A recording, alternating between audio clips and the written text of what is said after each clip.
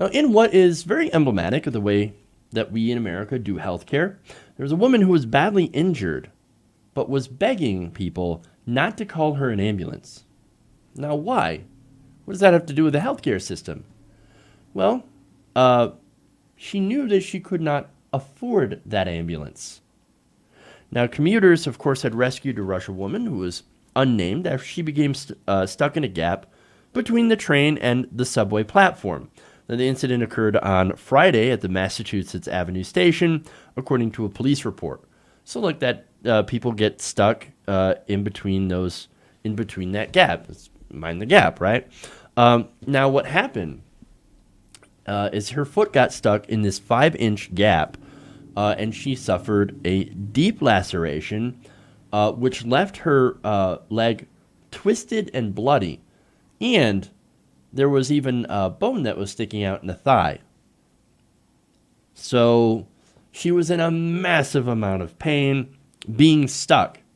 In fact, you had people trying to get her out, trying to rock the train back and forth in order to get her foot unstuck. And throughout that entire thing, she pleaded with people who were around her, whatever you do, do not call an ambulance. Don't call an ambulance.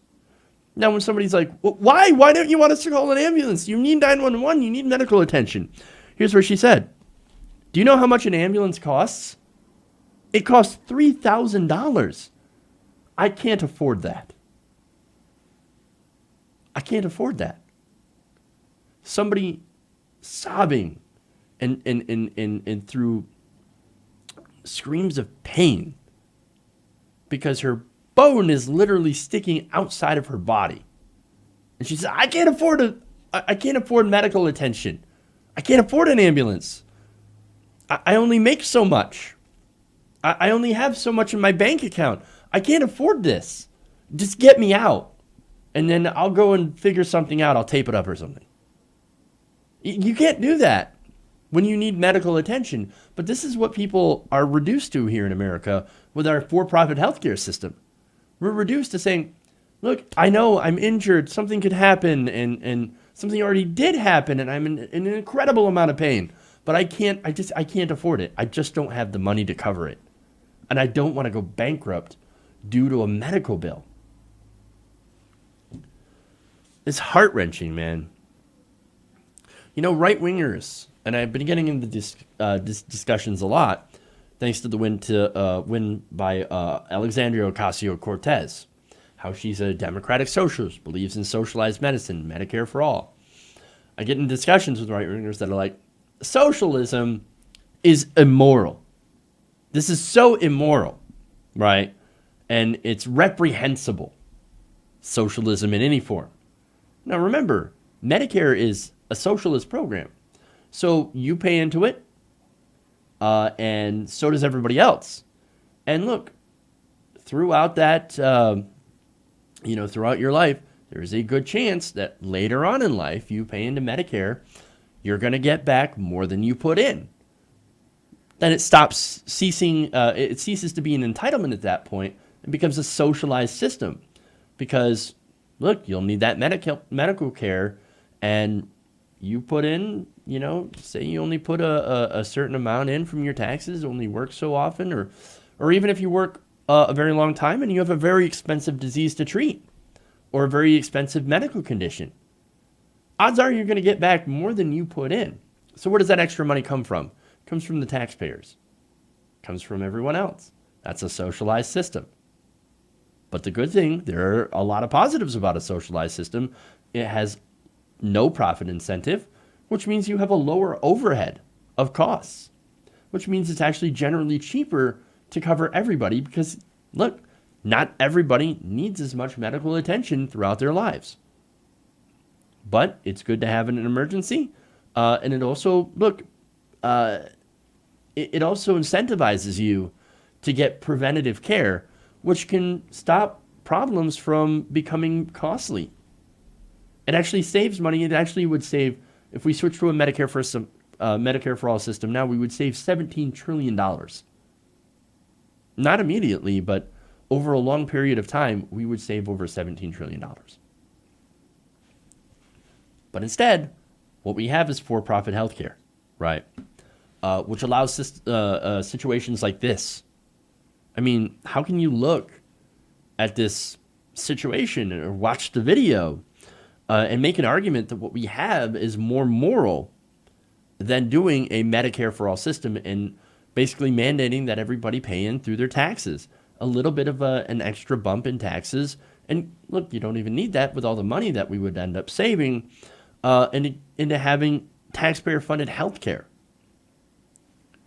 I mean, we need that so that we don't have people that would have to beg and plead people to not call an ambulance when you have a bone sticking out of your skin, when your leg is twisted and bloody inside of a rail.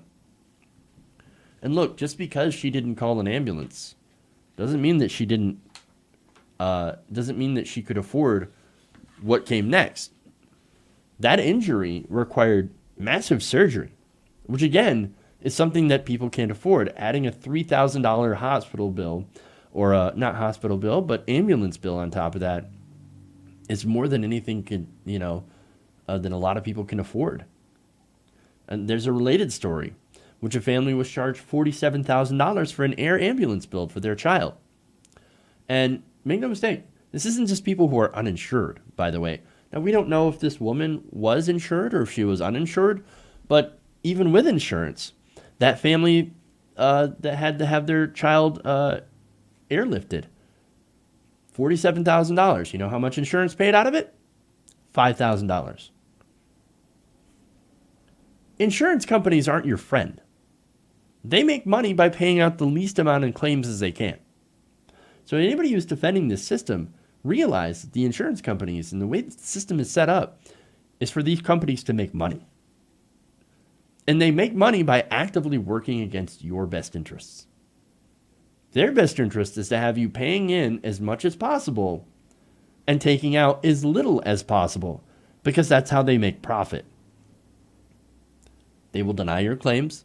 They will pay as little as possible. Whereas if we had a single payer system, you would be covered. Nobody in other modern countries has this issue. Okay? And it's because they have a socialized healthcare system. No one would ever dream of, for example, in London, of ever seeing somebody beg to not have an ambulance come get them because they can't afford it. But this is something that we do here in America. And it's gross. And it's deeply, deeply immoral. And if you defend this system, then you're defending a system that is against you. We've got to change this. We have to guarantee health care for all Americans through a Medicare for all single-payer system. It saves money. It saves you money. It guarantees better health care outcomes for everyone. It is the right thing to do. It is the moral thing to do. It is the fiscal thing to do. So let's do it already. Medicare for all. Hey everybody, thanks for watching this video.